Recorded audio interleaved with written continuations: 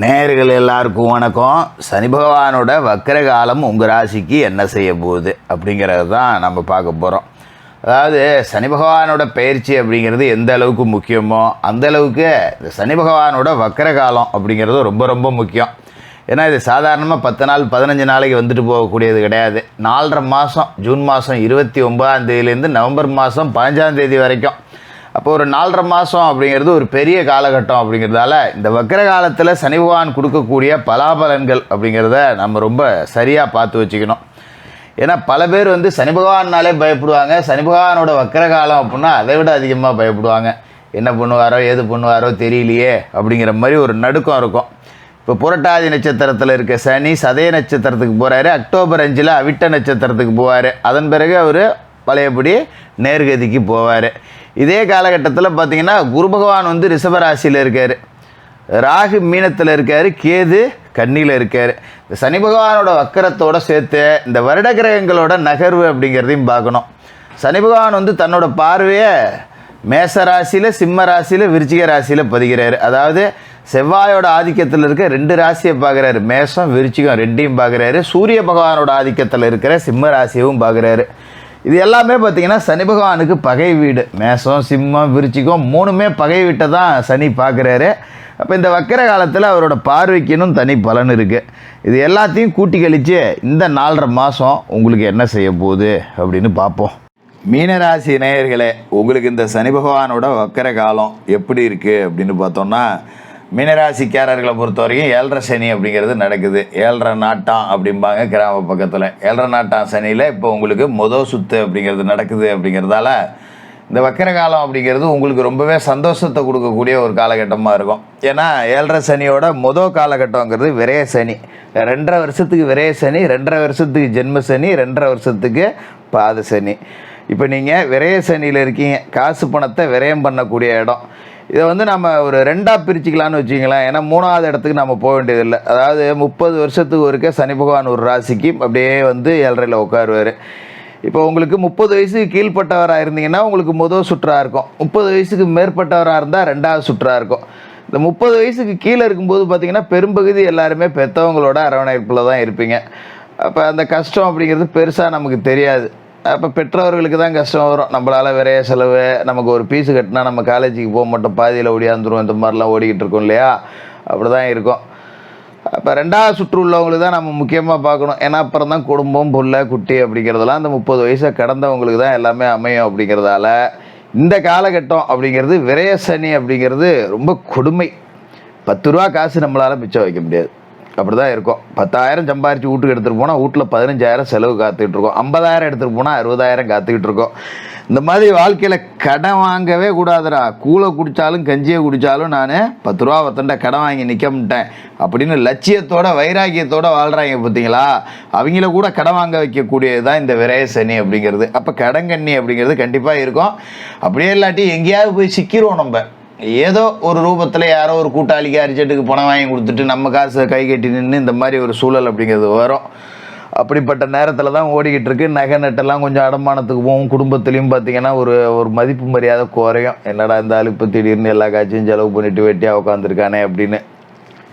அதே நேரத்தில் சுப விரயத்தையும் கொடுப்பார். ராசி அதிபதி குரு பகவானுக்கு சனி பகவான் பகை கிரகமாக இருந்தாலும் கூட 12வது வீட்டுக்கும் அவர் தான் அதிபதி, 11வது வீட்டுக்கும் அவர் தான் அதிபதி. அப்போ லாபஸ்தானத்துக்கு அதிபதி விரயத்தில் இருக்கார். அப்படிங்கும்போது காசு பணம் செலவானாலும் சரி அதுக்கான வருமானம் வந்துடும். சும்மா நான் வெட்டி செலவெல்லாம் பண்ணிக்கிட்டு சுற்றலை, ஏதோ 10 ரூபா வருது, வந்த காசு தானே செலவாகி வச்சு போனால் போயிட்டு போகுது அப்படிங்கிற மனநிலையை கொஞ்சம் மாற்றிக்கலாம். பொதுவாகவே மீனராசிக்காரங்க கொஞ்சம் கையை இறுக்கி பிடிக்கிற ஆளுங்க தான். வெட்டி செலவு அப்படிங்கிறதெல்லாம் செய்ய மாட்டாங்க. எந்த ஒரு காரியத்தையுமே திட்டம் போட்டு செய்வாங்க. ஒரு பொருள் வாங்கினா கூட 10 இடத்துல விசாரிச்சுட்டு அதில் எது தரமாக இருக்குது, எது விலை கம்மியாக இருக்குது எல்லாத்தையும் கலந்து கட்டி பார்த்து வாங்கக்கூடிய ஆளுங்களாக தான் இருப்பீங்க. அப்படிப்பட்ட உங்களையே 10 ரூபா கடன் வாங்க வைக்கிற சூழல் அப்படின்னா எப்படி இருந்திருக்கும் பாருங்கள். இப்போ சனி பகவான் வக்கர காலம் பலம் இழந்து போகிறாரு. அதாவது லாபஸ்தானத்துக்கு அதிபதி பலம் இழக்கிறது அப்படிங்கிறது கெடுதல். விரயஸ்தானத்துக்கு அதிபதி விரயத்தில் இருந்து பலம் இழக்கிறார் அப்படிங்கிறது நன்மை. அப்போ இந்த வக்கர காலம் உங்களுக்கு நன்மை தான். என்ன காரணம் அப்படின்னா இந்த விரய செலவுகள் அப்படிங்கிறது வராது. தேவையற்ற விரய செலவுகள் அப்படிங்கிறது வராது. அப்படியே வந்தாலும் சுப விரய செலவாக இருக்கும். ஒரு கல்யாணம் காட்சி பண்ணோம், பிள்ளைகளுக்கு ஒரு வீடு கட்டி பார்த்தோம், ஒரு நிலம் வாங்கி பார்த்தோம், இல்லை ஒரு வண்டி வாகனம் வாங்கணும், ஒரு நேர்த்தி கடன் செலுத்தணும், இல்லை சுப நிகழ்ச்சி ஏதாவது நடத்தி பார்த்தோம். அது மாதிரி சொந்த பந்தத்தில் கல்யாணம் காட்சின்னு சொல்லி ஒரு மோதிரம் போட்டேன், செயின் போட்டேன், இந்த மாதிரியான செலவு அப்படிங்கிறது தான் வரும். தேவையில்லாத ஒரு மருத்துவ செலவோ, ஆஸ்பத்திரியில் கொட்டி கொட்டுறதோ, தொழில் ரீதியாக ஒரு நட்டமோ அதுக்கு இதுக்கு மேலே வேலை இல்லை. ஒரு 4.5 மாதத்துக்கு நீங்கள் நல்லபடியாக இருக்கலாம், எந்த பாதிப்பும் இருக்காது. அதோட இந்த சனி பகவானோட பார்வை அப்படிங்கிறதுக்கு பெருத்த பலன் இருக்குது. ஏன்னா அது வஜ்ர பார்வை, சனி பார்த்தாருன்னா அவ்வளோதான் அப்படிங்கிற மாதிரி தான். அப்போ சனி பகவான் இருக்கிற வீட்லேருந்து பார்த்தீங்கன்னா 3, 7, 10 3 வீட்டையும் பார்ப்பார். அந்த வகையில் பார்த்தீங்கன்னா உங்களோட ராசிக்கு 2வது வீடாக இருக்கக்கூடிய மேச ராசியை பார்க்குறாரு, உங்களோட ராசிக்கு 6வது வீடாக இருக்கக்கூடிய சிம்மத்தை பார்க்குறாரு, 9வது வீடாக இருக்கக்கூடிய விருச்சிகத்தை பார்க்குறாரு. இதில் விருச்சிகத்தில் குரு பார்வை இந்த காலகட்டத்தில் இருக்குது. அதனால் அதை நம்ம 2ஆக பின்னாடி பார்ப்போம். இப்போ 2வது வீடு மேச ராசியில் சனியோட பார்வை உழுதுங்கிறது தனவாக்கு குடும்பஸ்தானம். இப்போ நம்ம கொஞ்சம் குடும்ப உறவுகளில் கசப்பு இருக்கும், பிள்ளைகளுக்கு கல்யாணம் பண்ணணும்னு நினச்சோம்னா வரணும் அமையாது, சரியாக வந்தாலும் தட்டிக்கிட்டு போவோம். காசு பணம் 10 ரூபா இருக்காது. ஏதோ ஒரு ரூபத்தில் நம்மளையும் 10 ரூபா கடன் வாங்க வச்சிடும், நம்மளையும் கடன்காரனுக்கு பதில் சொல்ல வச்சிடும். அந்த நிலைமை இனிமேல் இருக்காது. ஏன்னா இப்போ ஒரு பார்வையும் பலம் இழந்து போச்சு இல்லையா? அப்போ கடனெல்லாம் அடைச்சி போடலாம். குடும்ப உறவுகளில் ஒருத்தருக்கு ஒருத்தர் விட்டு கொடுத்து போவீங்க. நமக்கு மட்டு மரியாதை இல்லாமல் போயிருந்தது, இப்போ பரவாயில்ல அப்படிங்கிற மாதிரி உறவுகள் மத்தியில் உங்களுக்கு ஒரு செல்வாக்கு அப்படிங்கிறது இருக்கும். 6வது வீட்டில் குரு பார்வை இருந்துச்சு இல்லையா? ருணரோக சத்துருஸ்தானம், நோய் கடன் பகை எதிரிகள் இதை குதிக்கக்கூடிய இடத்துல சனியோட பார்வை இருந்து இது எல்லாத்தையுமே ஒரு பந்து தான் ஆடி இருப்பார். பெருசாக நமக்கு 10 ரூபா கடன் நோய் அப்படின்னு வந்துட போகிறதில்ல, அதை அவர் சரி பண்ணியிருப்பார். இப்போ பார்வை பலம் இழக்குது அப்படிங்கும்போது பிரச்சனை இல்லை. இந்த 6ஆம் இட பார்வையால் நமக்கு நன்மை தான் அப்படின்னு எடுத்துக்கலாம். ஆனால் 9ஆம் வீட்டை சனி பார்த்தாரு தெரியுமா? மேக்சிமம் பெத்த தகப்பனுக்கு பிரச்சனையை கொடுத்துருப்பாரு, இல்லைன்னா பெத்த தகப்பனை காலி பண்ணி விட்டுருப்பாரு, இல்லைன்னா நொடிச்சு போவாது வச்சுருப்பார். இப்படி அப்பா வழியில் ஏதாவது பிரச்சனை, அப்பா அம்மாவும் பிரிஞ்சு இருக்கிறது, ஒருத்தருக்கு ஒருத்தர் பேசியாமல் சண்டை சச்சரவுன்னு ஒதுங்கி இருக்கிறது, இப்படி இருந்த நிலைமை மாறும். இதுக்கு மேலே அப்பா கொஞ்சம் 10 ரூபா நமக்கு நம்ம பிள்ளைக்கு ஒரு சொத்தை பிரித்து கொடுப்போம் அப்படின்னு சொல்லி ஒரு முடிவுக்கு வருவாங்க. சரி நம்ம தான் கஷ்டப்பட்டோம், பிள்ளைகளாவது நல்லா இருக்கட்டும்னு ஒரு சொத்தை பிரித்து கொண்டாந்து கொடுப்பாங்க. அதை வச்சுட்டோ விற்றுவிட்டோ இல்லை அதில் ஏதோ ஒரு கடையை கட்டி வாடகை விட்டுவிட்டோ 10 ரூபாய்க்கு பிழைக்கலாம். அதோட குரு பகவானோட பார்வை அப்படிங்கிறதையும் பார்க்க வேண்டியது இருக்குது. குரு பகவான் உங்களோட ராசிக்கு எங்கே இருக்காருன்னா 3வது வீட்டில் இருக்கார். தைரிய வீரிய ஸ்தானத்துக்கு குரு ராசிக்கு அதிபதி போய் இருக்கார். அவர் பார்த்தீங்கன்னா உங்களோட ராசியை பொறுத்த வரைக்கும் 7, 9, 11 இந்த 3 வீட்டையும் பார்க்குறார். 7ல் குரு பார்வை இருக்குங்கும்போது கலத்திரம் வலுவடையுது. கணவன் மனைவிக்குள்ளே சனியால் பிரச்சனை வந்தாலும் அதை குரு பார்த்து சரி பண்ணிடுவார். சின்ன சின்ன சச்சரவு டப்புன்னு நம்ம ஆம்பளையாக பார்த்து கை நீட்டினா தான் உண்டு. அதுதானே அதுக்கப்புறம் சரியாயிடும், தெரியாமல் நடந்து போச்சு போ அப்படின்னு ஏதோ விட்டு கொடுத்துட்டு போயிட்டு இருக்க வேண்டியதுதான். அதுமாரி 9ல் குரு பார்வை இந்த இடத்த ஏற்கனவே சனி பார்க்குறாரு. அப்பாவுக்கே பிரச்சனை வரும்னு சொன்னோம் பார்த்தீங்களா? அந்த இடத்த குருவும் பார்க்குறாருங்கிறதால கொஞ்சம் சமாதானப்படுத்தி விட்டுருவார். பெரிய அடி தட்டி கலவரம் போலீஸ் ஸ்டேஷன் அந்த மாதிரி போகாமல் சின்ன சின்ன மனஸ்தாபம் அப்படிங்கிறது இருக்கும். மாதிரி சில பேருக்கு தந்தையாருக்கு கண்டம் இருந்தால் கூட கொஞ்சம் கடைசி நேரத்தில் இழுத்து பிடிச்சிட்டு ஓடும். அப்படியே இல்லாட்டியும் பெருசாக நாம் செலவு பண்ணி வைத்தியம் பண்ணி பார்த்து ஒன்றும் முடியாமல் போச்சு அப்படின்னு வருத்தப்படுற அளவுக்குலாம் நடக்காது. நல்ல பிரச்சனைலாம் எதுவும் இருக்காது.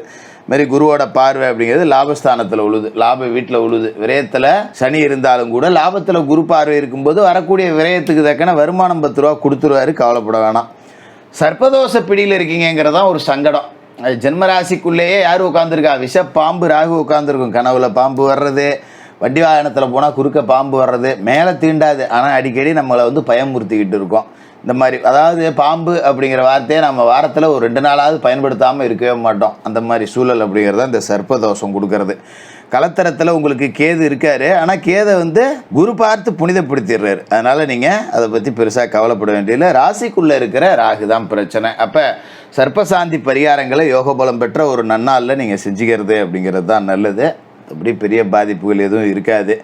சனிக்கிழமையில் அசைவ உணவுகளை தவிர்த்துட்டு சனி பகவானுக்கு எல்தீபம் ஏற்றுங்க, அனுமன் வழிபாடு செய்யுங்க.